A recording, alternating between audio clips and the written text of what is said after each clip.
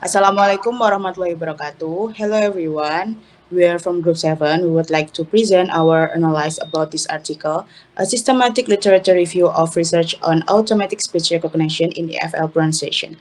Before that, let us introduce ourselves. My name is Nur Shofia Salsabila. My friends Saradiva Syahada, Hayyu Imtiyaz, and Anargya Citra. So let's move to the first topic. So introductions for EFL learners. Achieving clear, understandable pronunciation is often difficult due to limited time and lack of personalized feedback in traditional classroom. ESR technology has emerged as helpful tool by converting speech into text, giving learners immediate visual feedback.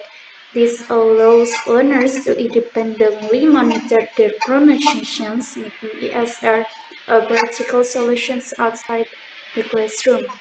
Secondly, literature review. Recent research highlight the positive impact of ESR on pronunciation learning. It improves accuracy, especially for specific sounds, and supports autonomous learning. ESR also benefits learners with anxiety or limited speaking opportunities. So the next Chitra. Next is methodology. This study used a systematic literature review method following the PRISMA guideline to ensure the process was transparent and systematic. The authors went through four main steps: searching for article, applying inclusion criteria, assessing quality, and analyzing the data. Next, criteria for eligibility. The review only included peer-reviewed empirical studies that were written in English and focused on ASR for pronunciation in EFL context. They exclude review thesis, book, chapter, and non-EFL or pronunciation-focused study. Next, literature search and identification. Articles were searched using Boolean keyword in Web of Science and Scopus. From 6,138 results, they filtered based on the title, keyword, and abstract, focusing on only relevant English language articles. Next, screening and extraction.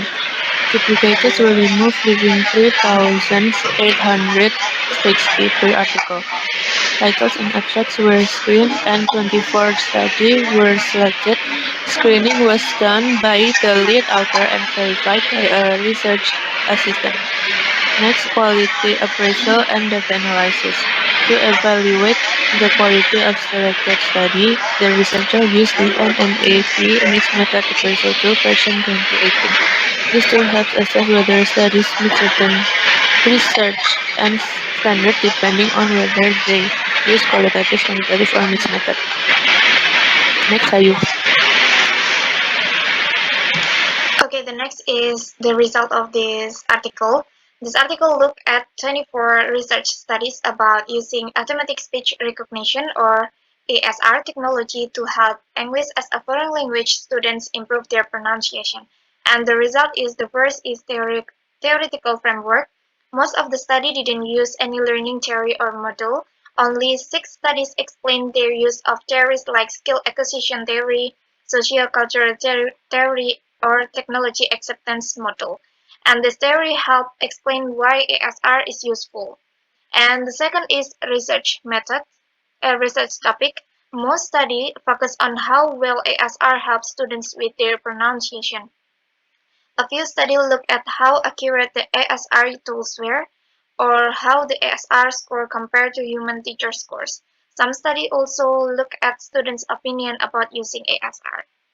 And the third research method, the most common method was the quasi-experimental design, where students take a test before and after using ASR.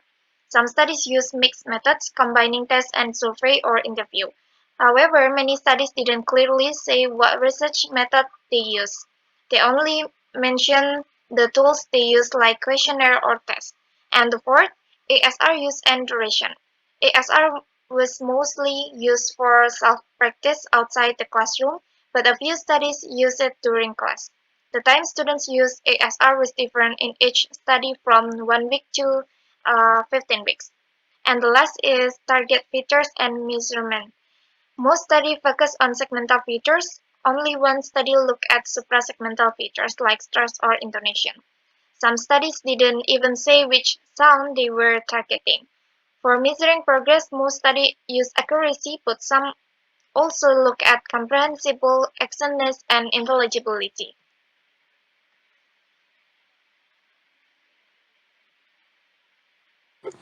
So the last is discussion and conclusion.